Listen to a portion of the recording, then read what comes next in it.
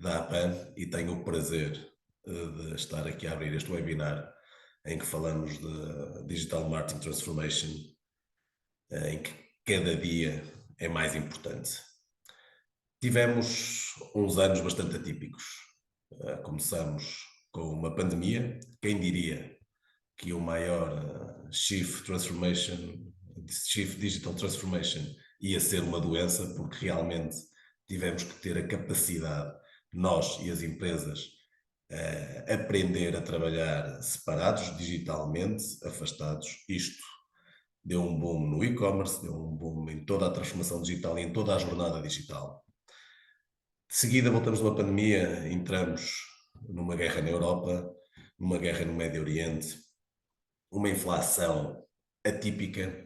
O que isto nos vai mostrar é que nestes últimos anos a maior virtude que podemos ter como profissionais é a capacidade de nos adaptarmos, de conseguir interpretar o que é os dados e toda a jornada digital e conseguirmos com isso sermos cada vez mais profissionais e cada vez melhores no que fazemos. Uma das nossas pilares dentro da Associação Portuguesa de Anunciantes é a capacitação. Trazemos hoje o João Nunes. O João Nunes tem 12 anos de experiência em multinacionais dentro da área de marketing e publicidade digital, como Google, Avas, Media Brands.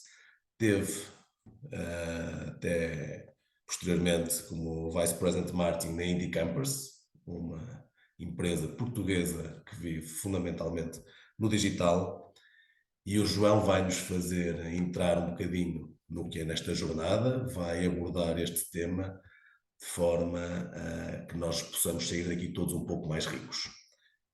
Uma das coisas que eu vos peço é, se tiverem perguntas, podem nas colocar à vontade no chat.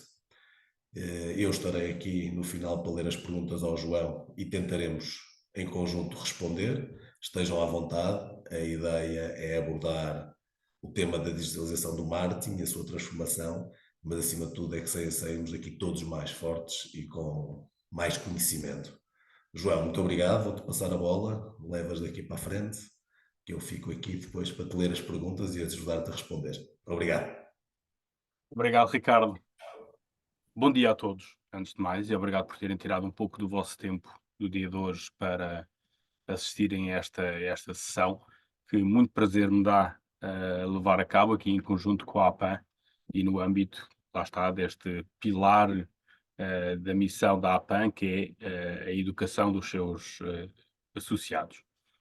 O tema de hoje, o tema que trazemos hoje, de facto, como o Ricardo referiu, assume uma relevância e importância cada vez maior no panorama do marketing como um todo, especialmente se tivermos em linha de conta as recentes transformações a que assistimos nos últimos anos. O Ricardo já referiu algumas das razões por trás dessas transformações, mas a verdade é que durante estes últimos 5 anos, e em particular durante o período que atravessámos de pandemia, observámos o ritmo da transformação digital a acelerar, ah, numa escala sem precedentes.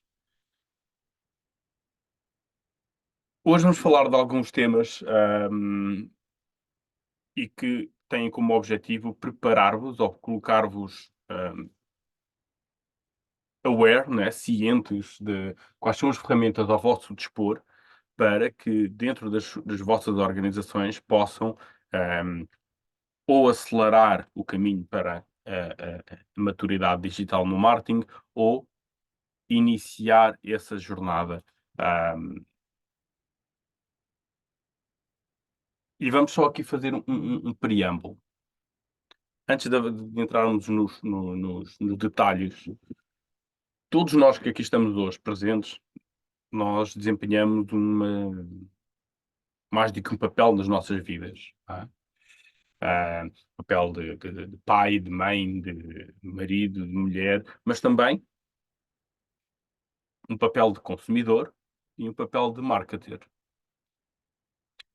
Enquanto consumidores, cada um de nós somos provavelmente atraídos pelo mesmo tipo de experiências, procuramos o mesmo tipo de serviço, procuramos o mesmo tipo ahm, de proposta de valor das marcas com que interagimos. Nomeadamente, hoje é sabido que nós, enquanto consumidores, procuramos, e já vamos ver alguns dados em concreto, procuramos mais relevância, mais personalização, mais customização das mensagens a que somos expostos e, fundamentalmente, das propostas de valor das empresas com que contactamos.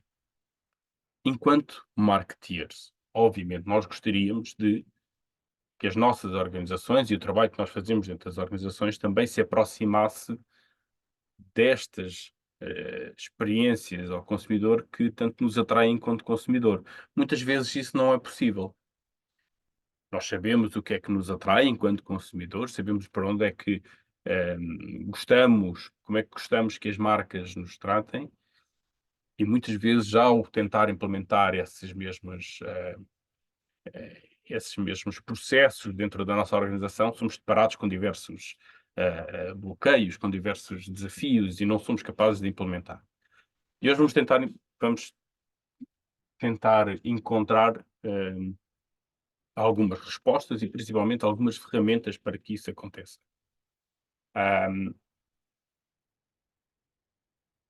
Os consumidores hoje valorizam, sobretudo, a customização da experiência que lhes é oferecida. De acordo com estudos levados a cabo pela Salesforce, os consumidores é mais provável que um consumidor permaneça leal a uma empresa que, primeiro, garanta que consegue oferecer um bom nível de segurança em relação aos meus dados pessoais que eu partilho com essa marca, seja capaz de oferecer um serviço rápido, mais eficiente e, sobretudo, também, por último, que tenham a capacidade de oferecer uma experiência personalizada. Aliás, uma grande parte dos consumidores referem que essa experiência é mais importante ainda do que o produto ou serviço que a mesma empresa oferece. Okay?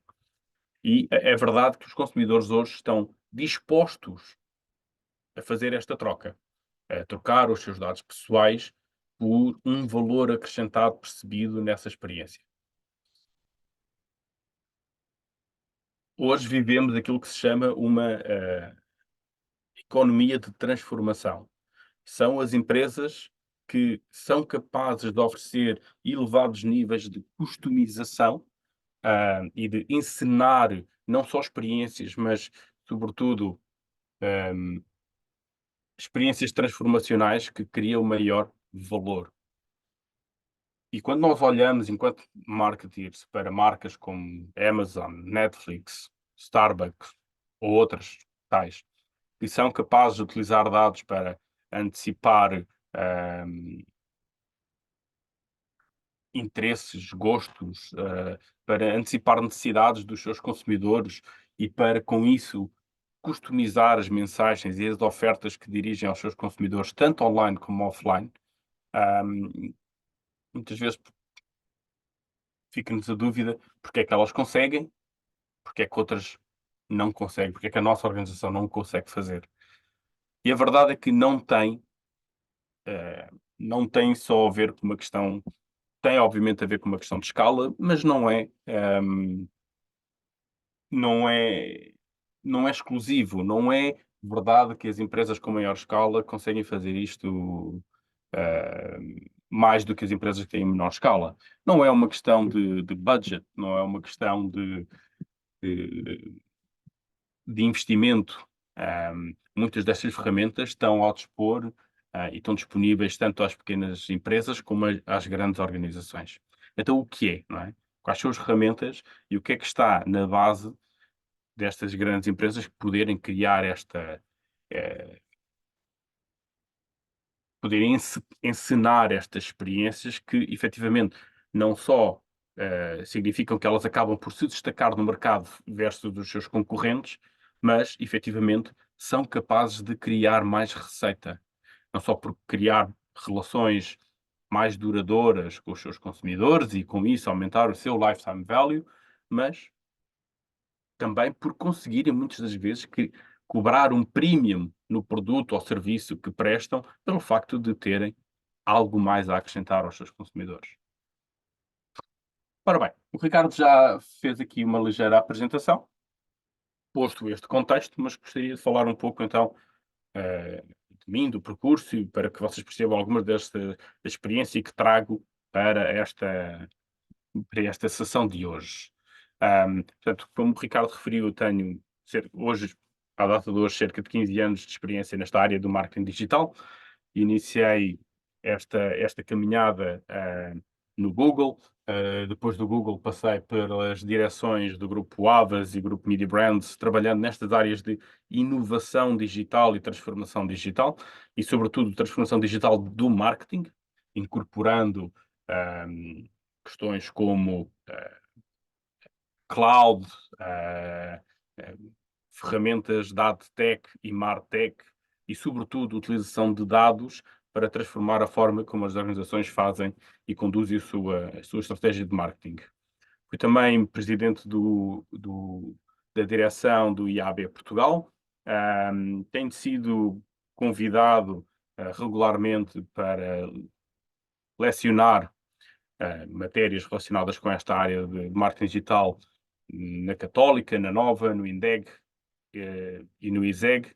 E recentemente fundei esta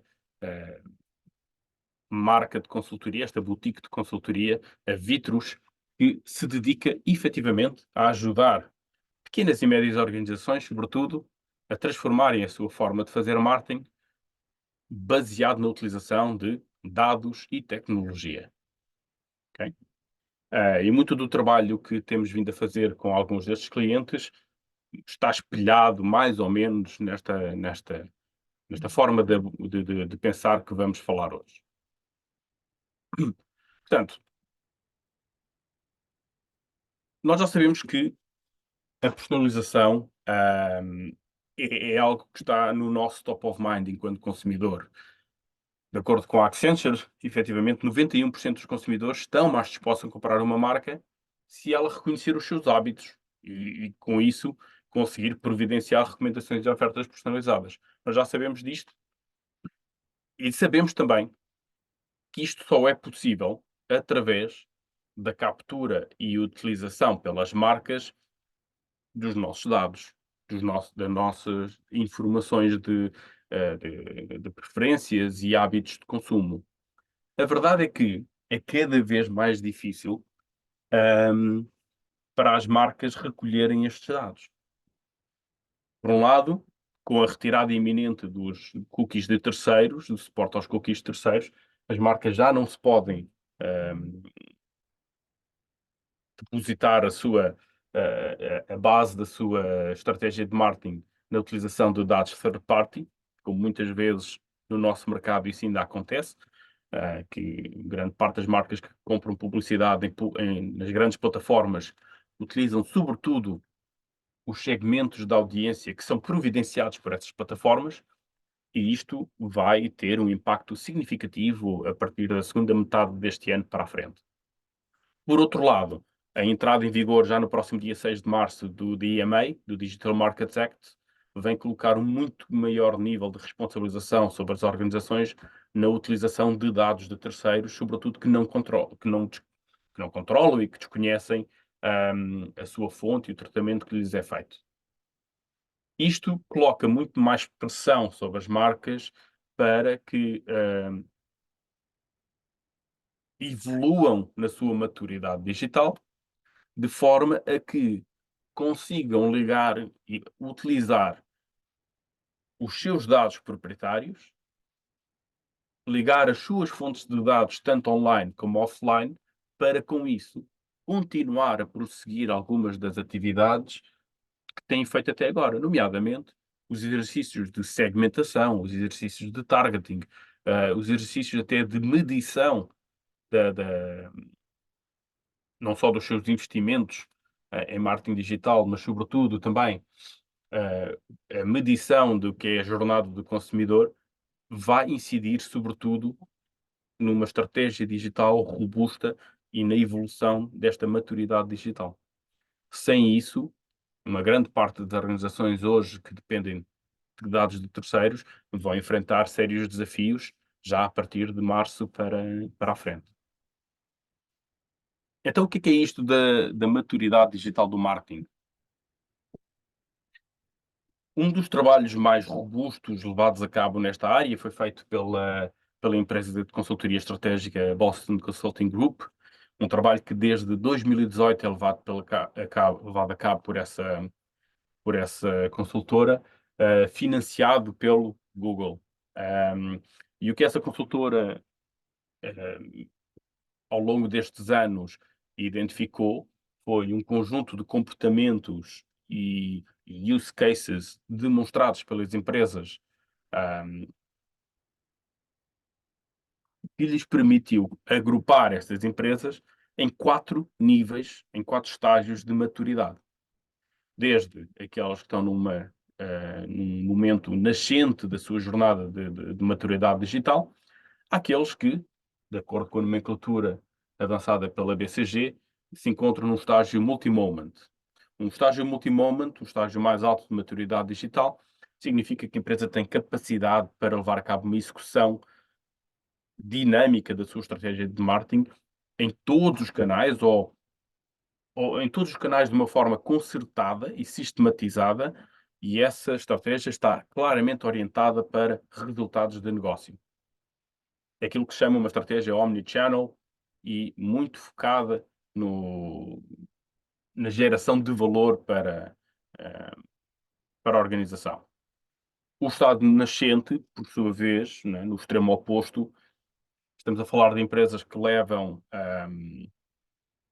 uma abordagem ao marketing, sobretudo alicerçada em silos, portanto, não se pode falar realmente de uma estratégia dinâmica omnichannel, mas sim de execuções compartimentadas plataforma a plataforma, usando maioritariamente dados e fontes de dados que são provenientes dessas plataformas, portanto, não têm a capacidade muitas vezes de ter uma leitura holística do que é, de quem é que é o seu consumidor, como é que ele contacta ao longo dos vários canais, fazem pouca ou nenhuma recolha de dados de proprietários e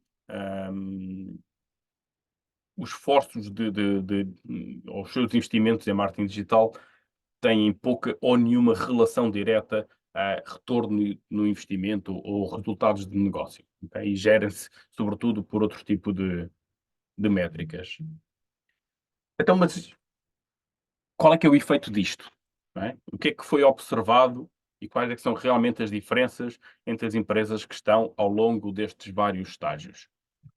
Bom, esta pesquisa que a BCG tem levado a cabo desde 2018 veio provar que, efetivamente, existem resultados tangíveis, tanto ao nível da eficiência como ao nível da eficácia, para as empresas que conseguem alcançar estados mais elevados de maturidade digital. Quanto maior a maturidade digital, e sobretudo as empresas que se encontram no último estágio, em média conseguem obter até 20% de crescimento na receita e poupanças até em torno dos 30% dos custos operacionais. Portanto, são mais eficientes na forma como gerem as suas operações de marketing e mais eficazes no sentido de que, uma vez que os seus esforços estão diretamente ligados a resultados de negócio, conseguem gerar mais receita por cada dólar investido. E então, resta perceber é como é que nós fazemos esta transição, não é? Como é que conseguimos percorrer esta jornada. Se nós com este estudo, que já dura desde 2018, somos capazes de entender que empresas com níveis de maturidade digital mais elevado têm melhores resultados de negócio, muito bem, então como é que lá chegamos? E a BCG inicialmente identificou 6 dimensões desta maturidade digital, sendo que 3 são puramente técnicas e 3 são organizacionais e têm a ver com a forma como a empresa se organiza internamente. Até porque todos provavelmente estamos nesta call, sabemos que esta questão da transformação digital tem muito mais a ver com pessoas e com características organizacionais do que propriamente com a introdução de tecnologia. No entanto, as dimensões técnicas que a BCG identificou têm a ver exatamente com um ponto que eu já referi, que é a capacidade destas organizações de conectarem as suas diferentes fontes de dados, tanto online como offline, e com isso construírem uma visão holística do seu cliente ao longo de toda a jornada do consumidor e, sobretudo,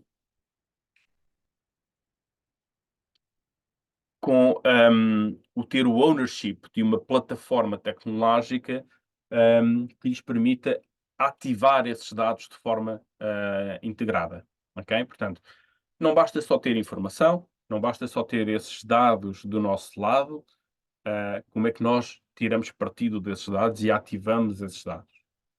Portanto, ter as ferramentas certas de forma a ativar esses dados é bastante importante.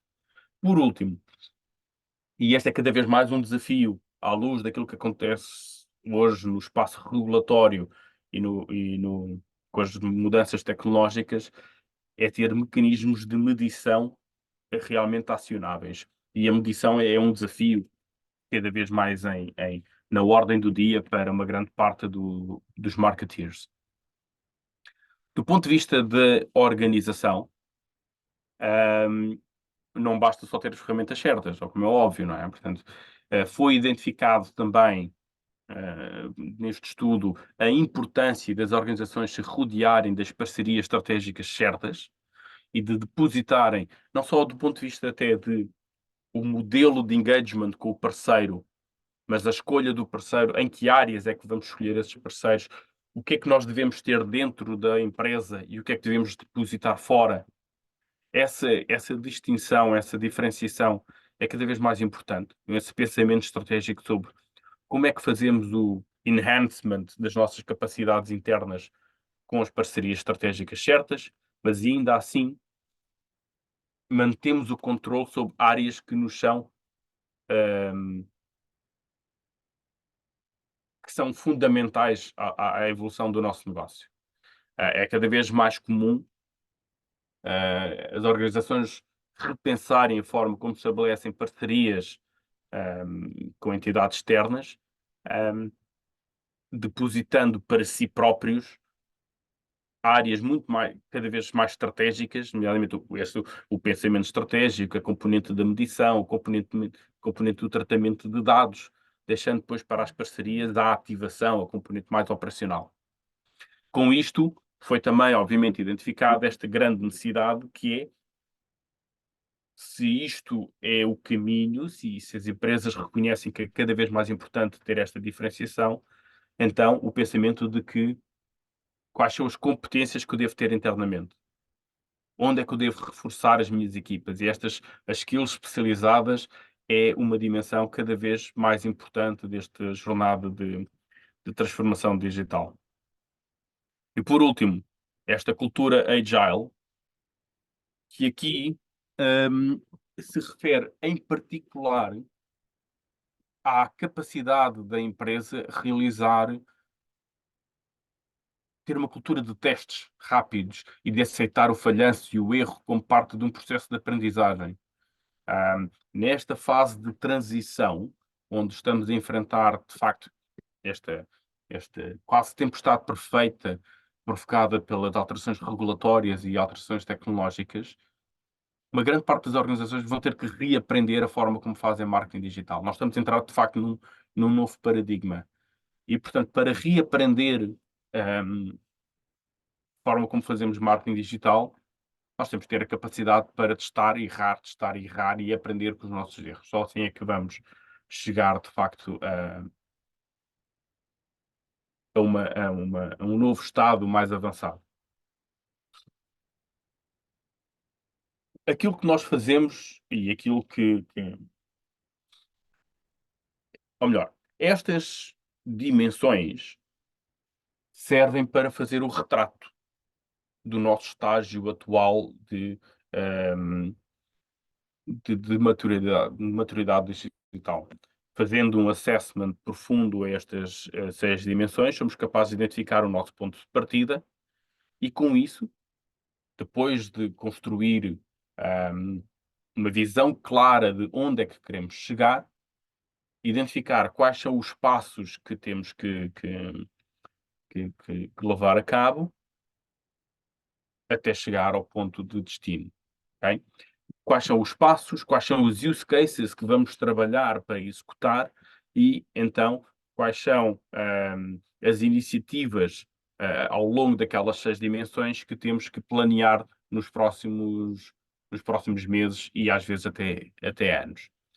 Aquilo que nós fazemos é realizar um primeiro assessment em conjunto com uma série de stakeholders dentro da organização, muitas vezes até de diferentes áreas dentro da organização, para criar este retrato inicial.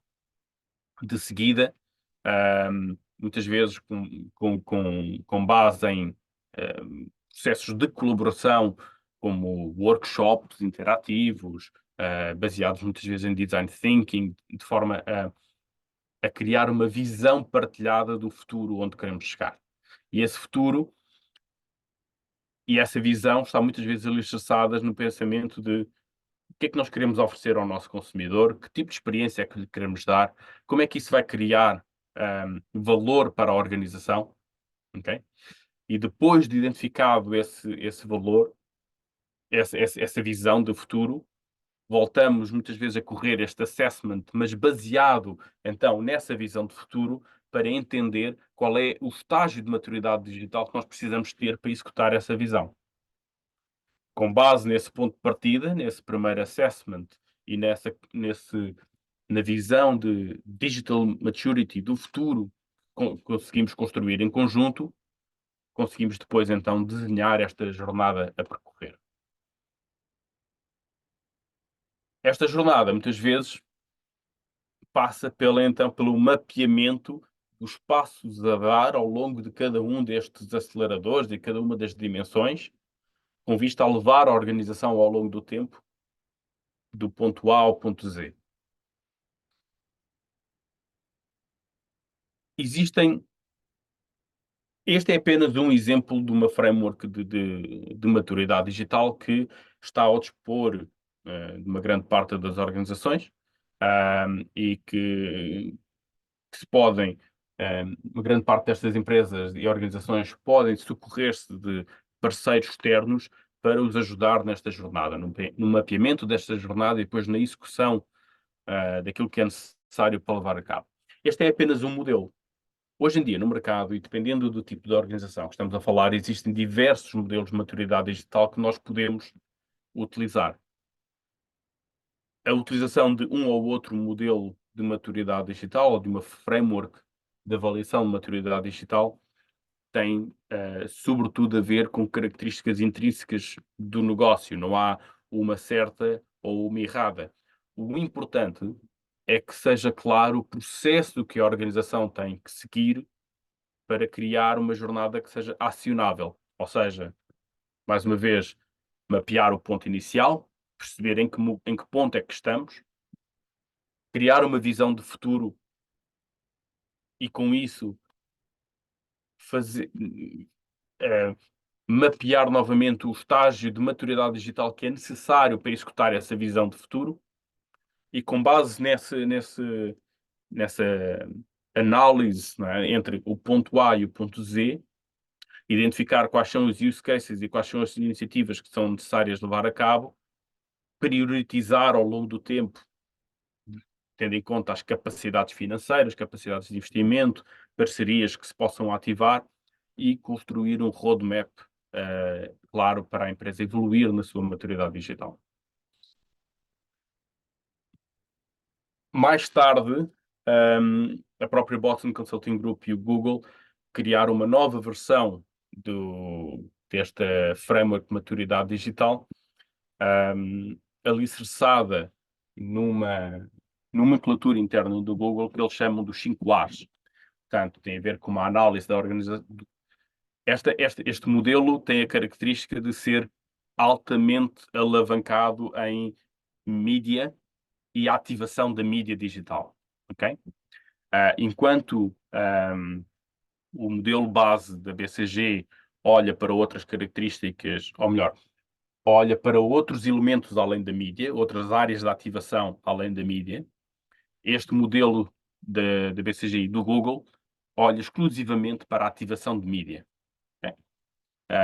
Mas que é também bastante útil de ser usado quando estamos a falar de empresas que de facto fazem grandes investimentos ou têm onde a mídia assume uma particular relevância na condução do seu negócio.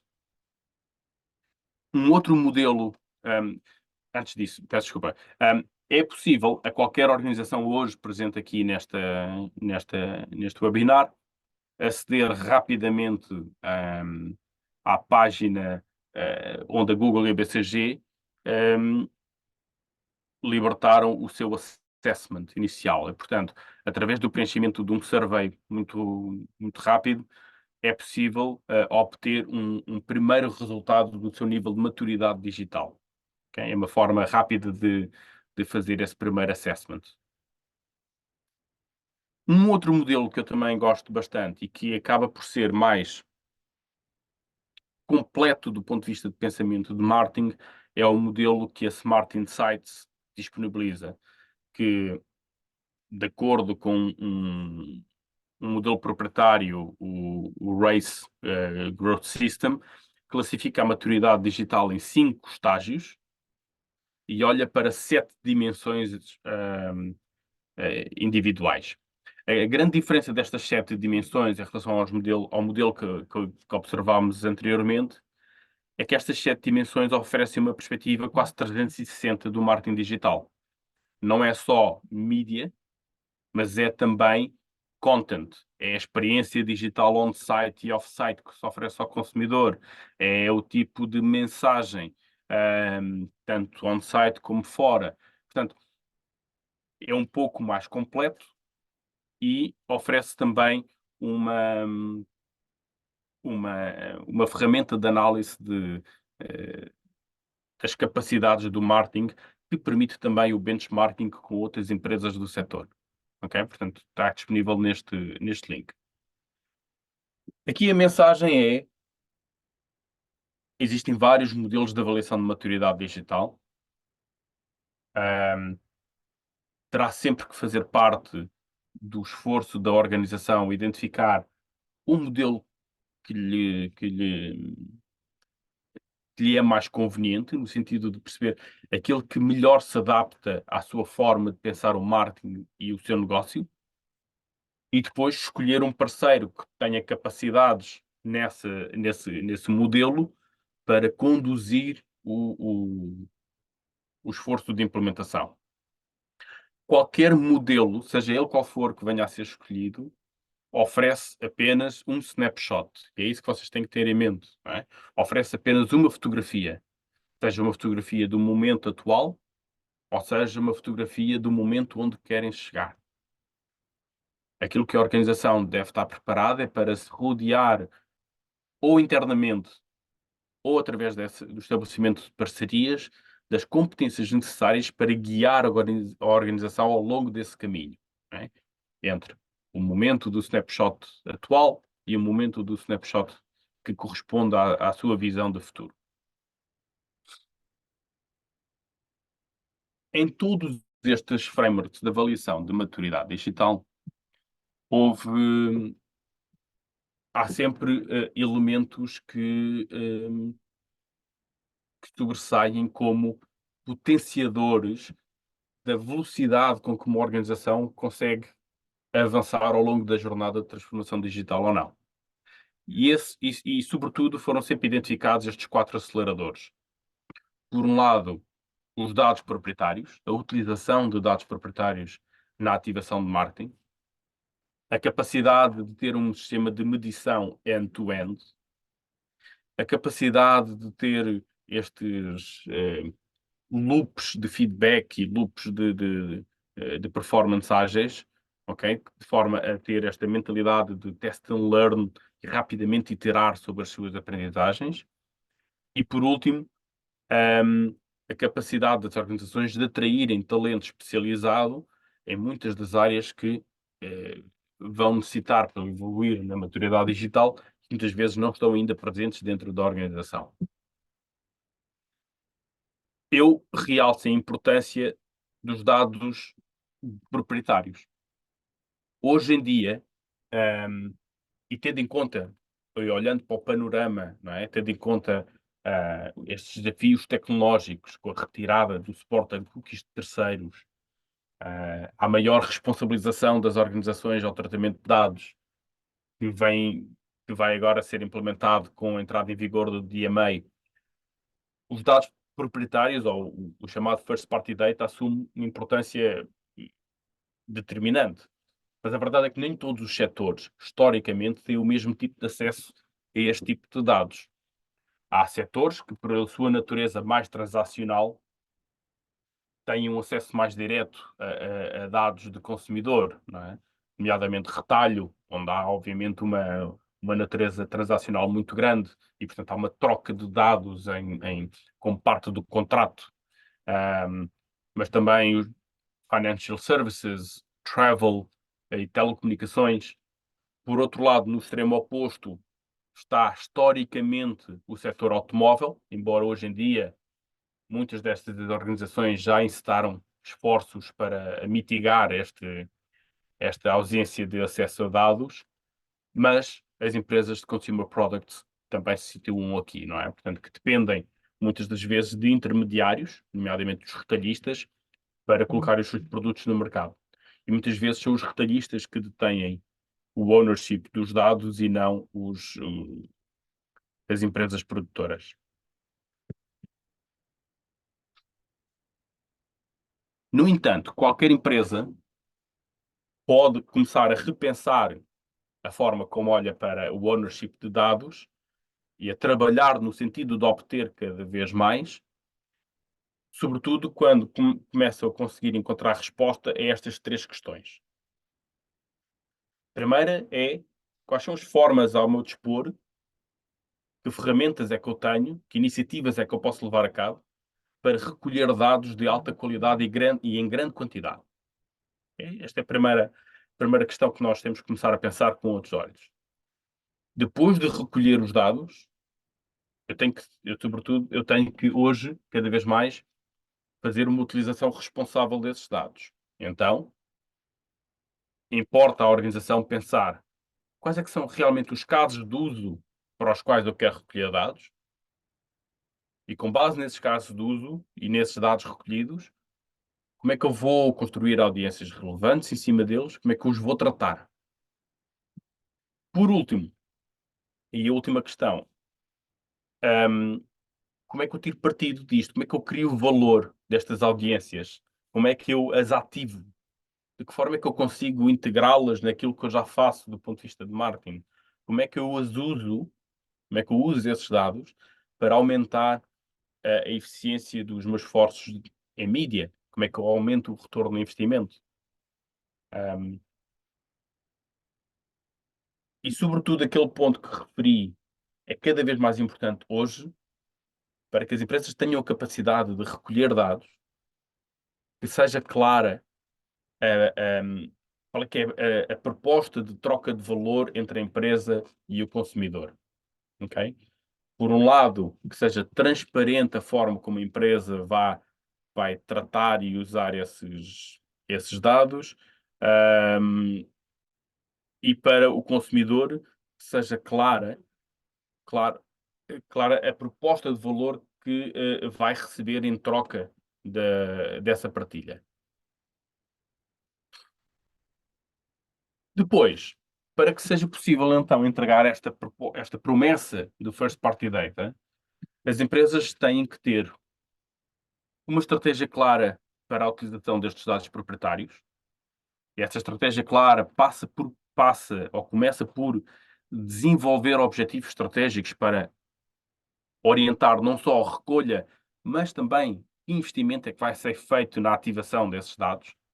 Mais uma vez aqui, muito importante, começar com uma abordagem pequena e iterar e testar e aprender. Ou seja, não querer conquistar o mundo todo logo de uma vez, pensar num caso de uso específico, implementar o que é necessário para esse caso de uso e depois construir em cima na definição de casos de uso adicionais.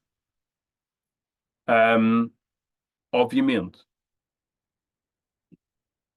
vamos sempre necessitar de ter, seja sobretudo in-house, ou seja, ter o ownership para que possamos ter a garantia do ownership dos dados, é necessário garantir o ownership de um stack tecnológico robusto, não é? Que me permita albergar esses dados, mas também tratá-los e ativá-los.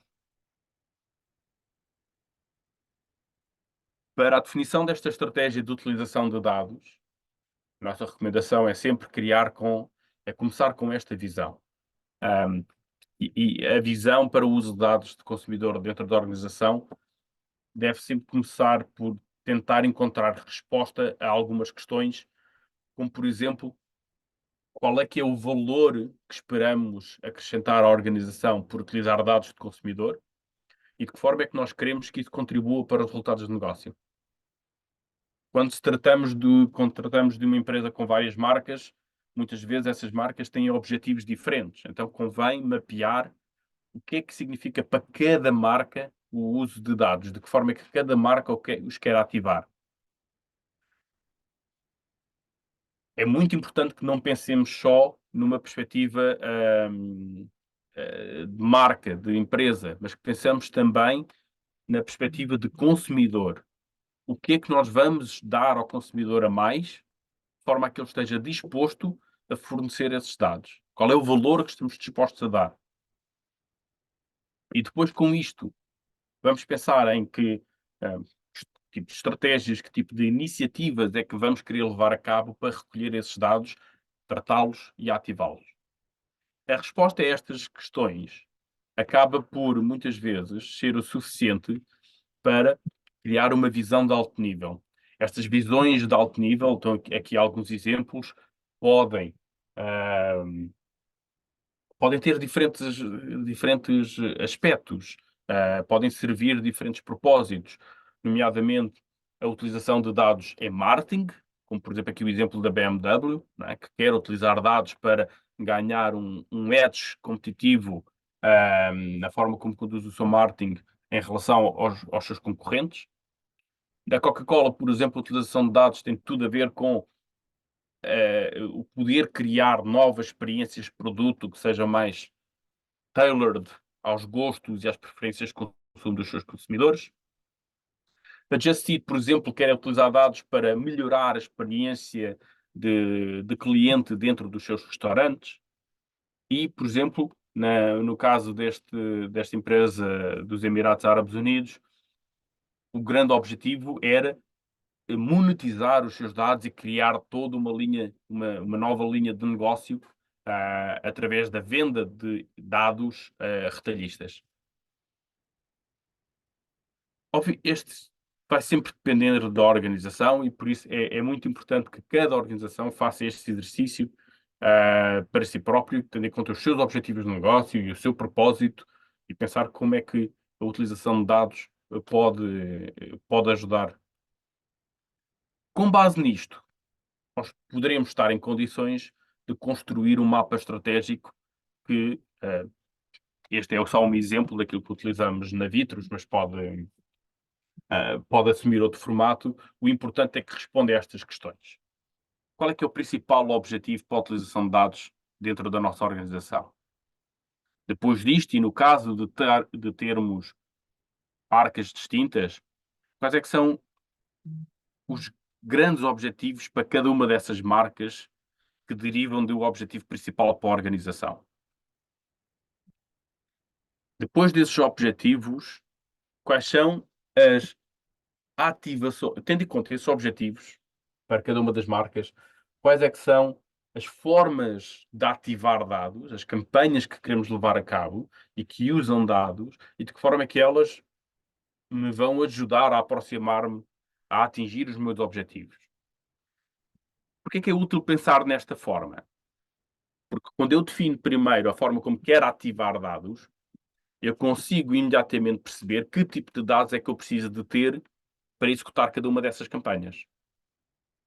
Quando eu tenho esse tipo de dados bem identificado, então eu posso ir pensar numa forma de os ir adquirir. Vou dar aqui um exemplo muito simples que costumo usar para exemplificar esta questão. E este loop, não é? Porque é que nós temos que pensar como é que queremos ativar, identificamos que tipo de dados é que queremos usar, para depois irmos pensar como é que os vamos buscar. Um exemplo claro, a Coca-Cola todos os anos leva a cabo uma campanha de Natal. Nessa campanha de Natal, que todos nós provavelmente já vimos, figura um spot publicitário onde aparece um caminhão cheio de luzes a ser conduzido pelo Pai Natal e que leva a Coca-Cola e felicidade a todo o mundo. Vamos imaginar, para o efeito deste exemplo, que este ano a Coca-Cola queria fazer este mesmo conceito criativo, mas de uma forma orientada a dados. E isso significa poder utilizar informação sobre o consumidor que está a ver o anúncio para mostrar variações diferentes do criativo, da criatividade. Por exemplo, para os consumidores que gostam de Coca-Cola normal, mostram o anúncio normal, portanto o Pai Natal vestido de vermelho. Para os consumidores que gostam de Coca-Cola sem açúcar, mostrava o Pai Natal vestido de preto. Ok? Para que seja possível a Coca-Cola, no final do ano, executar esta campanha, a Coca-Cola tem que ter na sua base de dados a informação sobre a preferência de consumo do consumidor. Para que depois, então, seja possível criar audiências distintas e servir versões distintas desse criativo.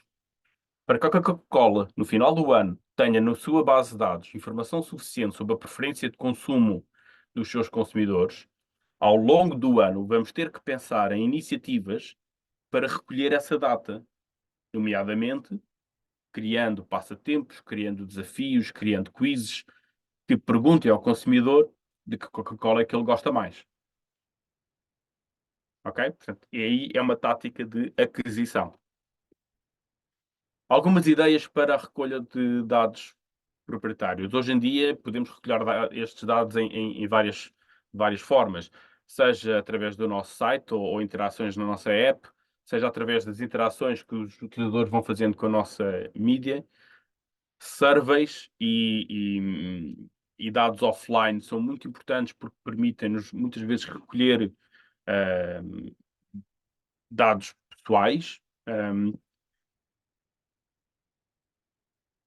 Alguns exemplos como é que isto depois é levado a cabo. Por exemplo, a L'Oréal que desenvolveu estes microsites e apps para testar produtos de maquilhagem, não só exigem um registro e, portanto, permite aqui a captura de dados de identificação pessoal, mas, sobretudo, permite depois perceber quais são os produtos que vão sendo testados e, com isso, o padrão de consumo desse consumidor. A construção de canais direct to consumer, como por exemplo a J&J fez. Alguns até exercícios de sampling permite a captura de dados offline, concursos em social media, etc. São vários exemplos. A Danone acabou por fazer em Portugal, também no mercado português, aqui um bom exemplo através de um sorteio que gera um elevado número de registros qualificados, dando combinações de produtos. A Axe fez um excelente exemplo também, que não só para que fosse possível dar uma recomendação de um produto, recolheu informação sobre o perfil do consumidor, e isso permite à marca depois no futuro comunicar de forma segmentada e personalizada para estes consumidores. Outro exemplo, a Heineken, que não sendo possível vender online, acaba por criar sempre um conjunto de experiências virtuais, numa lógica de gamification, de forma a capturar mais informação sobre o consumidor, nomeadamente onde é que consome, o que é que consome,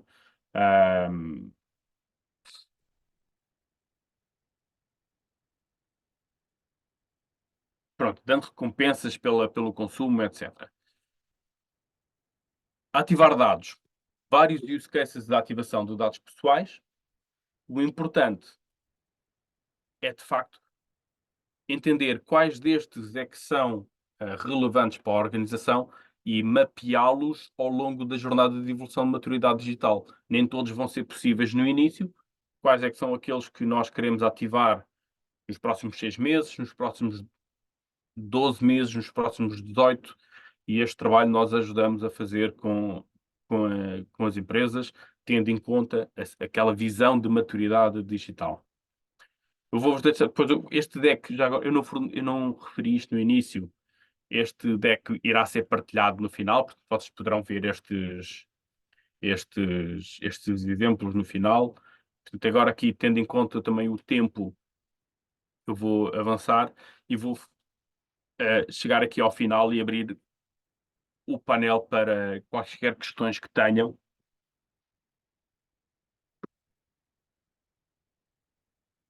E desde já agradecer também a vossa participação e o tempo que dispensaram mais uma vez. Mas se tiverem alguma questão, terei aqui para responder. Obrigado, João. Estou a ver que a Rita Afonso tem aqui uma pergunta.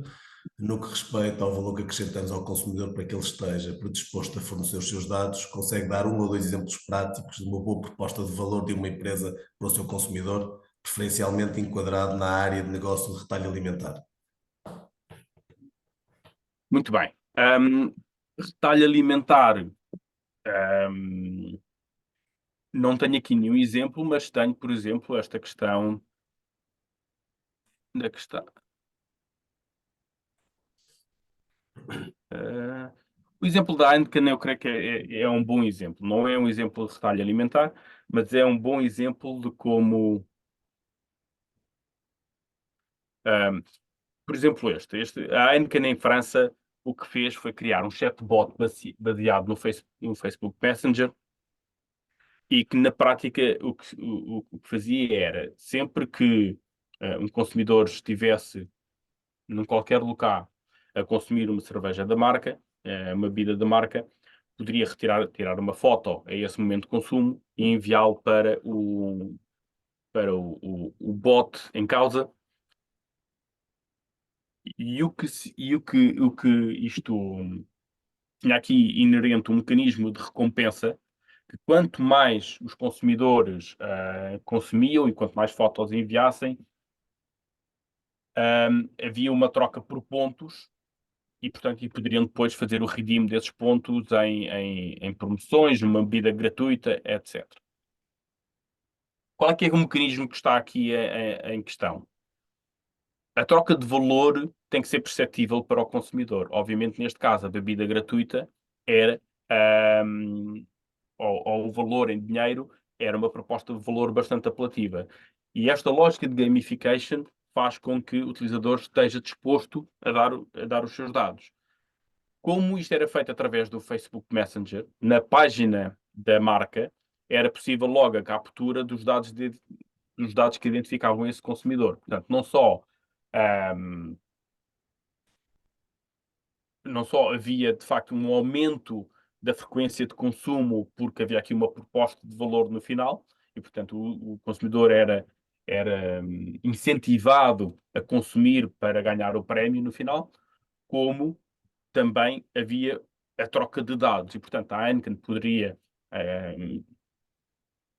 ganhou a capacidade de agrupar este consumidor, que tinha um determinado perfil de consumo, com outros semelhantes, de forma depois a poder comunicar com ele no futuro de forma segmentada. Okay?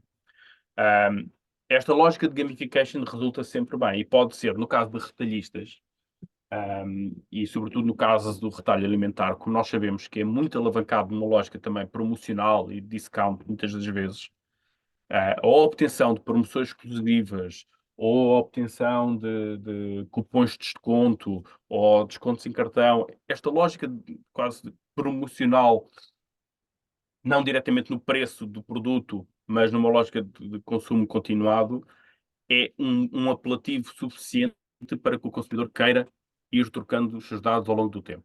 Okay? A única questão é que a proposta de valor tem que ser clara, de facto, tem que ser muito transparente para o consumidor, o que é que ele vai poder ganhar no final se der os seus dados em troca.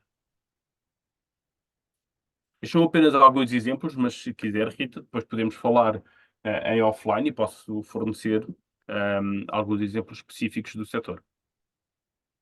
Espero ter respondido à questão.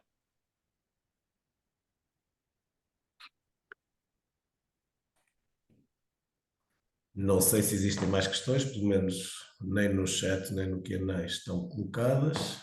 A Rita agradeceu. Obrigado, João.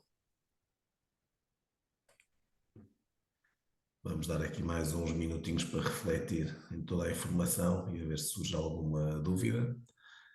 Iremos depois partilhar tanto a apresentação até como a gravação deste webinar a todos os participantes e junto à apresentação terão também os contactos todos do João para qualquer questão que possam vir a ter posteriormente.